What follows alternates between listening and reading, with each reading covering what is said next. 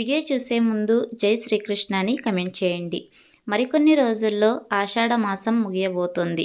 శ్రావణ మాసం ప్రారంభమవుతుంది.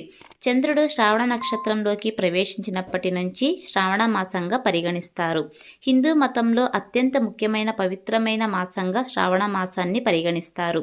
తెలుగు పంచాంగ క్యాలెండర్ ప్రకారం శ్రావణ మాసం 5వది. ఉత్తరాది వారికి సూర్యమాన క్యాలెండర్ ప్రకారం జూలై 22 నుంచి శ్రావణ మాసం ప్రారంభమైంది. కానీ దక్షిణాది వాళ్ళు అంటే మన తెలుగు రాష్ట్రాల్లో ఈ ఏడాది శ్రావణ మాసం ఆగస్టు 5 నుంచి ప్రారంభమవుతుంది. శివునికి అత్యంత ప్రీతికరమైన మాసం ఇది. అనేక వ్రతాలు పూజలు ఆచరించేందుకు అనువైన మాసం. శ్రీ మహావిష్ణువు జన్మ నక్షత్రం కూడా శ్రావణ నక్షత్రం వల్ల ఈ మాసానికి శ్రావణ మాసం అనే పేరు వచ్చిందని చెబుతారు. హిందూ మత విశ్వాసాల ప్రకారం శ్రావణ మాసం ఎంతో ముఖ్యమైనది. ఈ మాసంలో ప్రతి మంగళవారం పార్వతీదేవిని మంగళగౌరి రూపంగా కొలుస్తారు. వివాహిత మహిళలు ఈ అమ్మవారి వ్రతాన్ని ఆచరించడం వల్ల ఆ తల్లి కోరికలన్నీ నెరవేరుస్తుందని నమ్ముతారు. అంతేకాదు తమకు కష్టాల నుంచి విముక్తి లభిస్తుందని, అందుకే ఈ పవిత్రమైన రోజున ఉపవాసం ఉంటారు.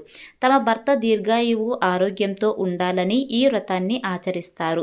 మరోవైపు వివాహం కాని స్త్రీలు సైతం తాము కోరుకున్న భాగస్వామి కోసం మంగళగౌరి వ్రతాన్ని చేస్తారు.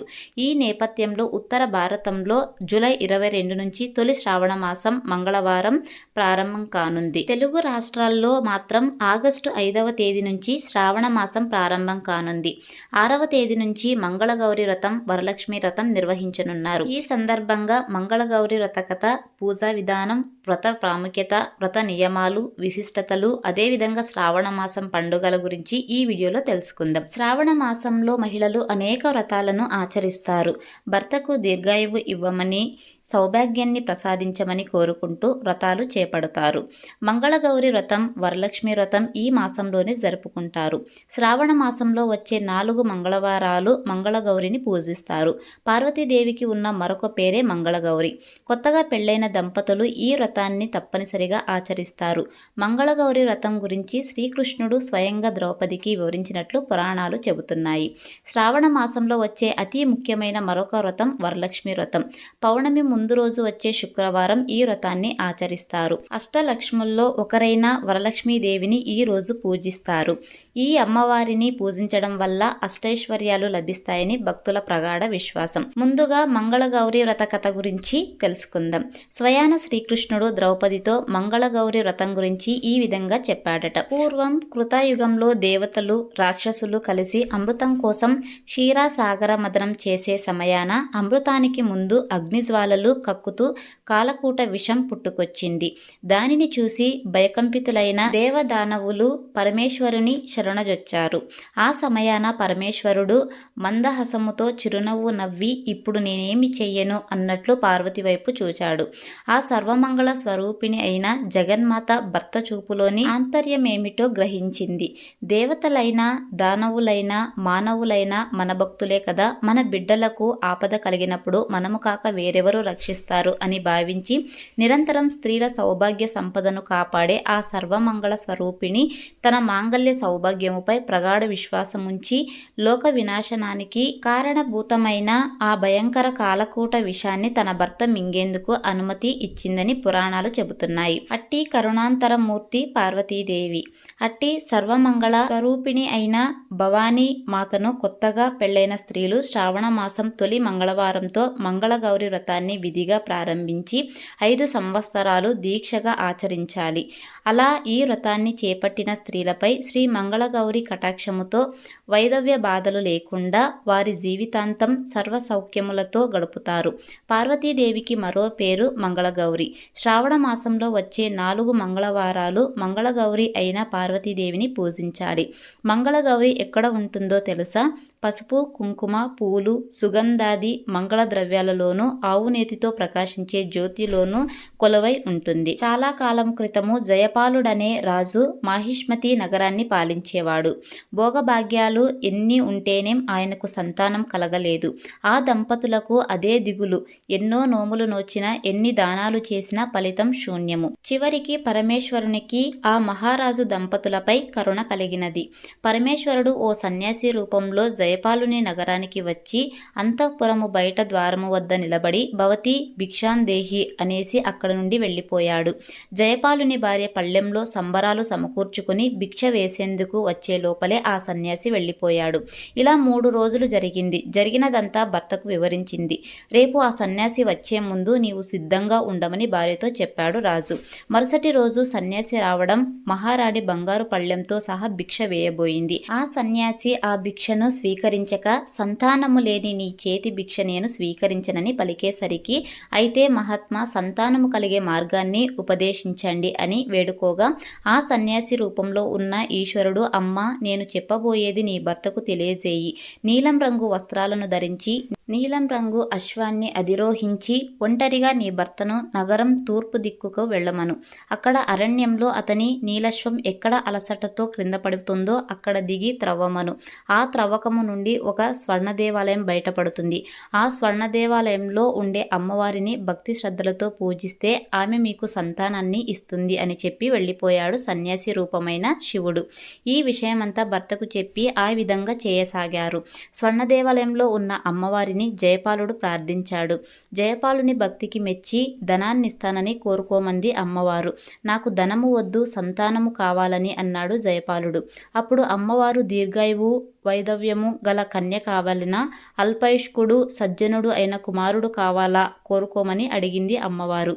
అప్పుడు రాజు పితృదేవతలను ఉద్ధరించేందుకు కుమారుడే కావాలని కోరుకున్నాడు.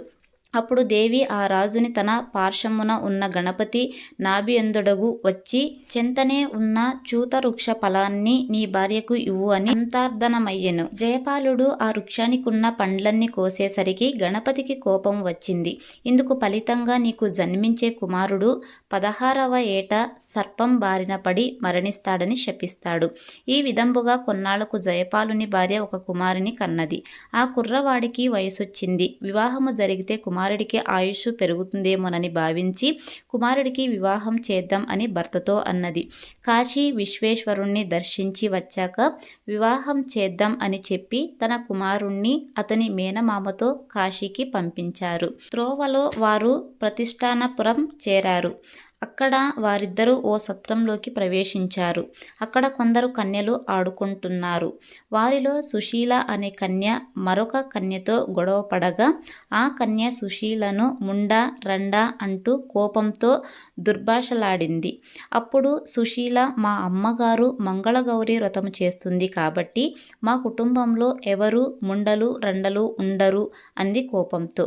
జయపాలుని కుమారుడు శివుని, అతని మేనమామ ఇదంతా జరిగేటప్పుడు అక్కడే ఉన్నారు. తన మేనల్లుడు అల్పాయుష్కుడు అన్న సంగతి అతనికి తెలుసు. మా ఇంట్లో ముండలు రండలు ఎవరు ఉండరు, మా అమ్మ శ్రావణ మంగళగౌరి వ్రతం చేస్తుంటుంది అన్న సుశీల మాట వినేసరికి శివుడి మేనమామకు ఓ ఉపాయము తోస్తుంది. సుశీలను శివుడికిచ్చి వివాహము జరిపిస్తే అతనికి తప్పకుండా మంగళగౌరీదేవి అనుగ్రహం లభించి పరిపూర్ణ ఆయుష్కుడు అవుతాడని భావిస్తాడు. మేనల్లుడు శివునితో సహా శివుని మేనమామ ధ్యానములో ఉన్న సుశీల తల్లిదండ్రుల వద్దకు చేరి, శివుడనే బాలుడు నీ కూతురికి తగిన భర్త అని దేవుని వాక్యముగా వారిని నమ్మిస్తాడు. దాంతో సుశీల శివుడిల వివాహము జరిగిపోతుంది. పెళ్ళైన ఆ కొత్త దంపతులు ఆ రాత్రి బ్రహ్మచర్య వ్రతాన్ని పాటిస్తారు. మంగళగౌరీదేవి ముత్తైదువు రూపంలో సుశీలకు కలలో కనపడి, నీ భర్త అల్పాయుష్కుడు, ఈ రాత్రితో అతని ఆయువు చెల్లింది. ఈ దోషమునకు మార్గము చెబుతాను విను అని ఈ విధంగా చెప్పింది. కొద్దిసేపట్లో ఒక కృష్ణ సర్పము నీ భర్తను కరవడానికి వస్తుంది. వెంటనే నీవు నిండా పాలు ఉన్న ఓ కుండను దాని ముందు ఉంచు. అప్పుడు పాము ఆ ఘటంలోకి ప్రవేశించాక వస్త్రంతో ఆ కుండ మూతిని గట్టిగా కట్టి ఉదయాన్నే దాన్ని నీ తల్లికి వాయనమివ్వు. దాంతో నీ భర్తకు గండం తప్పిపోతుంది అని అంతర్ధనమవుతుంది. శివుడు తన మేనమామతో కాశీ యాత్ర పూర్తి చేసుకుని తిరుగు ప్రయాణములో భార్య సుశీలను తన ఇంటికి తీసుకుని వెళ్తాడు. విషయము తెలుసుకుందాం అని శివుడు సుశీలను తన ఆయువు ఎలా పెరిగిందని అడుగగా అంతా శ్రావణ మంగళగౌరి వ్రత ప్రభావమని చెప్పినది. ఈ విధముగా కృష్ణుడు ఈ కథను ద్రౌపదికి చెప్పాడు. ఇది మంగళగౌరి వ్రతం కథ అండి. మరి ఇప్పుడు మంగళగౌరి వ్రత పూజా విధానం గురించి తెలుసుకుందాం. తెలుగు పంచాంగం ప్రకారం శ్రావణ మాసంలోని మంగళవారం నాడు మంగళగౌరి వ్రతాన్ని జరుపుకుంటారు.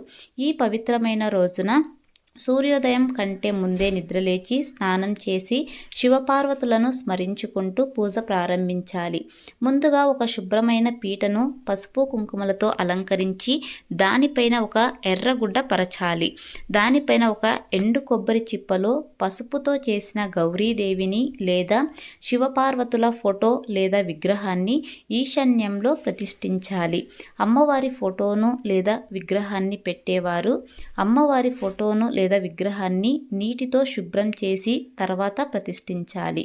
మంగళగౌరీ దేవిని స్మరించుకుంటూ ఉపవాస దీక్షను ప్రారంభించాలి. అలాగే పసుపు వినాయకుడిని కూడా అలంకరించాలి. ముందుగా వినాయక పూజ చేయాలి. కలశం ప్రతిష్ఠించే సాంప్రదాయం ఉన్నవారు కలశాన్ని పెట్టి కలశ పూజ గావించాలి. ముందుగా వినాయకుడికి నైవేద్యం సమర్పించాక అమ్మవారికి పువ్వులు పండ్లు నైవేద్యంగా పెట్టి మంగళగౌరి లేక ఫణిగౌరీ దేవి అష్టోత్తరం చదివి అమ్మవారి ముందు 5 ముడులు 5 పొరలు కలిగిన 5 తోరలు 5 పిండి దీపారాధనలు అంటే బియ్యం పిండి బెల్లం మిశ్రమంతో చేసిన దీపాలు లేదా 16 మామూలు దీపాలు పెట్టి పూజించాలి. పూజ పూర్తయిన తర్వాత మంగళగౌరి వ్రత విధానం కథ చెప్పుకుంటూ హారతి ఇవ్వాలి. హారతి ఇచ్చి అమ్మవారి దగ్గర పూజలో పెట్టిన ఒక తోరం చేతికి కట్టుకోవాలి. తర్వాత 5 మంది ముత్తైదువులకు తాంబూలం ఇవ్వాలి. మంగళగౌరి వ్రతంలో ఉపయోగించిన వస్తువులను పేద స్త్రీలకు దానం చేయాలి. వ్రతం చేసుకున్న మరునాడు కూడా అమ్మవారికి హారతి ఇచ్చి నైవేద్యం పెట్టి యథాస్థానం ప్రవేశయామి పూజార్థం పునరాగమ నాయచ్చం అని అమ్మవారికి ఉద్వాసన చెప్పాలి. అంటే అమ్మని స్వస్థానానికి వెళ్ళి మళ్ళీ పూజకి మమ్మల్ని అనుగ్రహించు అని అర్థం. అంతటితో ఒక వారం వ్రతం సంపూర్ణమవుతుంది. పసుపు కుంకుమల సౌభాగ్యం కోసం, సత్సంతానం కోసం, అన్యోన్య దాంపత్యం కోసం మంగళగౌరి వ్రతాన్ని చేస్తారు. మంగళగౌరి వ్రత ప్రాముఖ్యత గురించి కూడా తెలుసుకుందాం ఈ వీడియోలో. హిందూ మత విశ్వాసాల ప్రకారం మంగళగౌరి వ్రతానికి ఎంతో ప్రాముఖ్యత ఉంది. ఈ వ్రతాన్ని ఆచరించిన వారికి శివయ్య వంటి భర్తను ఇవ్వాలని పార్వతీదేవిని కోరుకుంటారు. ఈ వ్రతాన్ని ఆచరించిన వారికి సంతోషకరమైన వైవాహిక జీవితం కొనసాగుతుందని చాలామంది నమ్ముతారు. అంతేకాదు ధనానికి లోటు అనేదే ఉండదు. ఈ పవిత్రమైన రోజున ఉపవాస దీక్ష కారణంగా జీవితాంతం సుఖ సంతోషాలతో జీవించే అవకాశం లభిస్తుంది. పార్వతీదేవి అనుగ్రహంతో మీ జీవిత భాగస్వామితో ప్రేమ సామరస్యం ఉంటుంది. మంగళగౌరి వ్రతం చేసేటప్పుడు పాటించాల్సిన నియమాలు కూడా తెలుసుకుందాం. మంగళగౌరి వ్రతాన్ని ఆచరించడానికి ముందు వ్రతం రోజు భాగస్వామితో కలయికలో పాల్గొనకూడదు. వ్రతం రోజున ఖచ్చితంగా ఉపవాసం ఉండాలి. ఈ వ్రతానికి 5 ముత్తైదువులను పిలిచి వాయనం ఇవ్వాలి. ఒక మంగళగౌరీ దేవి విగ్రహాన్ని ఆ నెలలో వచ్చే అన్ని వారాల్లో ఉపయోగించాలి. వారానికి ఒక కొత్త విగ్రహాన్ని వాడకూడదని పండితులు చెబుతారు. అలాగే మహిళలకు వాయనం ఇచ్చేటప్పుడు పసుపు కుంకుమలు ఇవ్వకూడదని పండితులు చెబుతున్నారు. ఎందుకంటే సౌభాగ్యం కోసం వ్రతం చేస్తున్నప్పుడు పసుపు కుంకుమలు ఇవ్వడం శుభప్రదం కాదని నమ్ముతారు. పసుపు కుంకుమలతో ముత్తైదువుకి బొట్టు పెట్టొచ్చు, కానీ చేతికి ఇవ్వకూడదని పెద్దలు చెబుతారు. ఇది ఫ్రెండ్స్ ఇవాల్టి వీడియో. మరెన్నో ఇలాంటి వీడియోస్ కోసం మన ఛానల్ని సబ్స్క్రైబ్ చేసుకోండి. Thanks for watching.